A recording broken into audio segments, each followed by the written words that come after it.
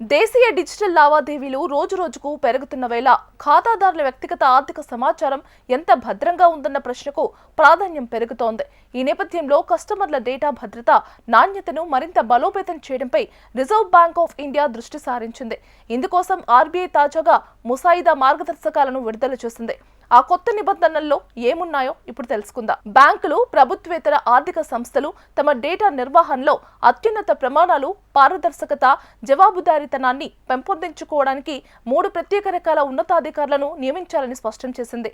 Data ఓనర్లు, data స్టీవార్డులు, data కస్టోడియన్లు అనే పేర్లతో ఈ బాధ్యతలను అప్పగించనున్నారు.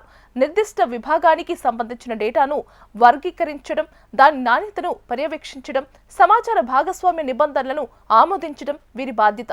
డేటాకు వీరే పూర్తి జవాబుదారీగా ఉంటారు. నిత్యం డేటా గవర్నెన్స్ ప్రమాణాలు క్షేత్రస్థాయి అమలును వీరు పర్యవేక్షిస్తారు.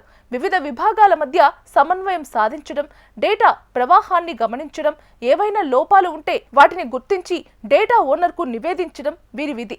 సమాచార సాంకేతికత పర్యావరణ నిర్వహణకు వీరు చూసుకుంటారు. Access controls, data storage, backup, disaster recovery, సురక్షితమైన డేటా తొలగింపు వంటి సాంకేతిక భద్రతా చర్యలు వీరి పరిధిలోకి వస్తాయి. ఆర్బీఐ ప్రతిపాదనల ప్రకారం ప్రతి నియంత్రిత సంస్థ తప్పనిసరిగా బోర్డు ఆమోదించిన డేటా గవర్నెన్స్ ఫ్రేమ్వర్క్ను కలిగి ఉండాలి. దీనికోసం ఒక ప్రత్యేక డేటా ఫంక్షన్ విభాగాన్ని ఏర్పాటు చేయాలి.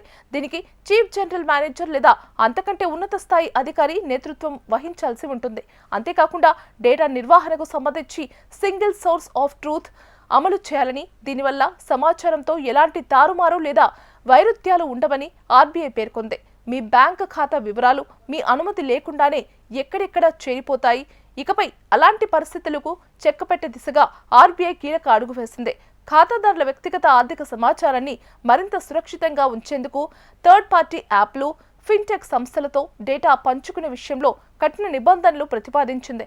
ఇవన్నీ కేంద్ర ప్రభుత్వ డిజిటల్ పర్సనల్ డేటా ప్రొటెక్షన్ చట్టం 2023కు అనుగుణంగా రూపొందించిన తాజా ముసాయిదా మార్గదర్శకాలలో చోటు చేసుకున్నాయి.